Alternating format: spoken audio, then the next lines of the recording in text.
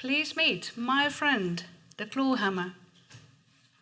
My friend and I are very much alike, don't you think?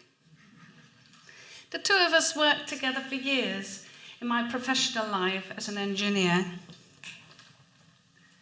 Trained to calculate and design structures in steel, timber, and concrete, I specialized in piled foundations. Newly qualified as a construction engineer,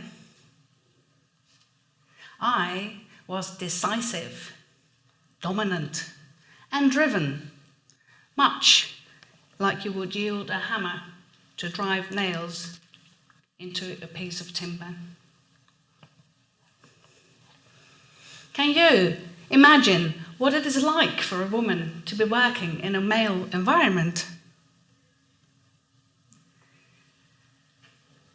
If you'd asked me then, does the world need female engineers? I would have said, yes, absolutely. Now, one of the perks of my job, one I encountered a lot, was TLC. No, not tender loving care. My TLC was the tea lady conversation. Picture this: a project meeting on a building site in a smelly, damp site hut. The sound of heavy boots, the smell of pungent and burnt coffee, plastic white cups and coffee stains all over the table, the pin-up girls on the wall, and then that inevitable conversation. We'll have 4 coffees, 1 tea, please. Tell the tea lady to make that 5 coffees, 1 tea. Now, why did I say that? Well, I felt I had to compete with my male project partners. I felt the need to be seen as their equal, to prove that I was one of the guys. Looking back, I had overlooked the most important question of all. Who did I need to prove this to? Indeed, me. Instead, I ignored my feelings of conflict and anger and frustration. Was I really in competition with those men? If you had asked me then, does the world need female engineers? I would have said, yes, I do believe so. My attitude, however, made me look bitchy and bossy, which frustrated me even further. So, instead of looking to change those men and their behavior and the way that I thought they saw me, I decided to respond differently to the TLC.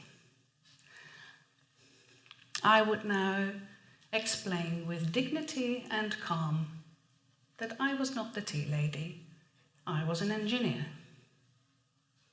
The response from the men in the room changed, which was nice. I suddenly heard things like, I'm ordering coffees, yours is black, no sugar, right? Saskia, could you please give us your expert opinion on this? I heard similar words, but I received a totally different message. And all it took for me was to change my perspective. Now that change made me see another side to the claw hammer. Curvy, smooth, slender, and elegant. It made me see another side to me, one of caring, cooperating, connecting. By the way, this is not, was not, and never had been about gender. It was all about me being true to myself. Up until then, I had been ignoring, neglecting, and hiding an essential part of me, my femininity. I had been going at full throttle with the handbrake on. Now that was a pivotal insight, one that made me clearly see the painful truth. I am not alone. Many women live through this. And it is exhausting and counterproductive, wouldn't you say? So I stopped doing that. And to be honest, I had met my TLC not just in work, but everywhere. I had forever been striving to be the perfect daughter, sister, friend, wife, and mother even. And again, I am not alone. When we women fight to be equal to men, all eyes are on the men to fix a problem that we women create for ourselves. In other words, you reap what you sow. And by rejecting men for their behaviour, you are in fact rejecting yourself. Despite my insights, I didn't quite give up the battle until one unexpected life event. My life was turned around by a painful divorce. I lost everything. My marriage, my home, my family life, my income, my imagined future, my pension, and my confidence. Ironically, the pain I suffered motivated me to view the world through a different lens. So much so that when I shut the door to my family home for that final time, I shut the door to my old life, to my old me.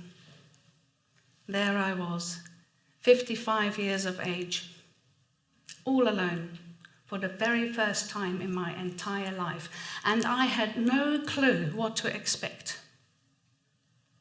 One thing was very clear to me though. My thoughts had been tripping me up all of my life. So now I asked myself, who was I? Or more importantly, who did I want to be? It was time to engineer the new life that lay ahead of me. So when you ask me today, does the world need female engineers? I would say no. No. What the world needs are feminine female engineers. The world needs you as women to give up your battles. Then, and only then, will you become an instrumental cog in the machinery of life. And I assure you, when we women do that, we will propel the world from its current state of conflict into the realm of peace.